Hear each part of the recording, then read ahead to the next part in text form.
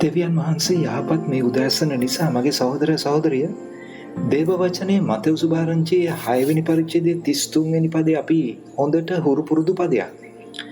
අද දවසෙත් අපි කොටසේ ස්වාමින් වහන්සේ අපිට මොකද්ද මතක් කරන්නේ? අපි මොකක් උදෙසාද අපේ කැපවීම දක්වන්න ඕනේ? මතෙව් 6:33 අලුත් අනුවාදනයේ මෙහෙම කියනවා. එබැවින් පළමු කොට දෙවියන් වහන්සේගේ රාජ්‍යයත් උන්වහන්සේගේ ධර්මිෂ්ඨකමත් සොයන්න. එවිට ඒ හැම දේත් ඔබට දෙනු ලැබේ. මේ නිසා රාජ්‍ය ධර්මිෂ්ඨකමයි පළමුවෙන් හොයන්නලු. මොකක් නිසාද? දෙවියන් වහන්සේ ඔබයි මමයි ගැන සලකන දෙවියන් වහන්සේ. මගේ සහෝදර සහෝදරිය, රාජ්‍ය ධර්මිෂ්ඨකමයි හොයන්න ඔබයි මමයි ඉස්සෙල්ලා විශ්වාස කරන්න ඕනේ දෙවියන් වහන්සේ මගේ අවශ්‍යතාවයන් ගැන අඛණ්ඩව සලකන දෙවියන් වහන්සේ කියන එක.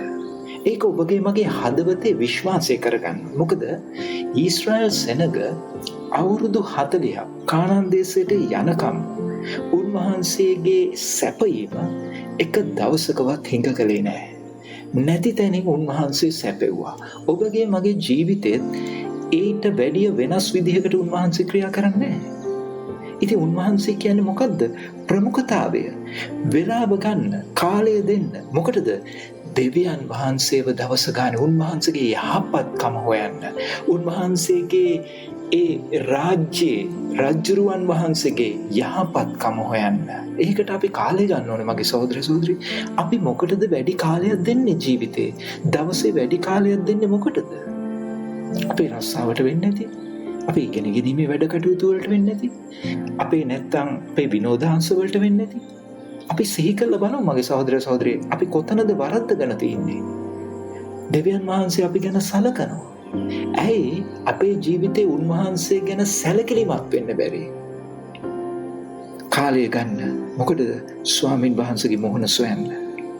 ඒක කැපවීමක් කරගන්න. ඒක ආත්මික ජීවිතේ විනය කරගන්න මගේ සහෝදර සහෝදරිය. ආත්මික විනය ඒකයි. නිතරම අඛණ්ඩව උන්වහන්සේගේ ප්‍රඥාව හොයන්න. අඛණ්ඩව උන්වහන්සේගේ මඟ පෙන්වීම ඉල්ලන්න.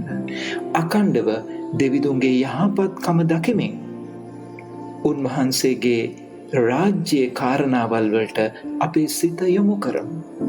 මේක අපේ ජීවිතේ ප්‍රමුඛතාවය කරගමු. මගේ සහෝදර සහෝදරි, යේසුස් වහන්සේ උත්තම ආදර්ශය.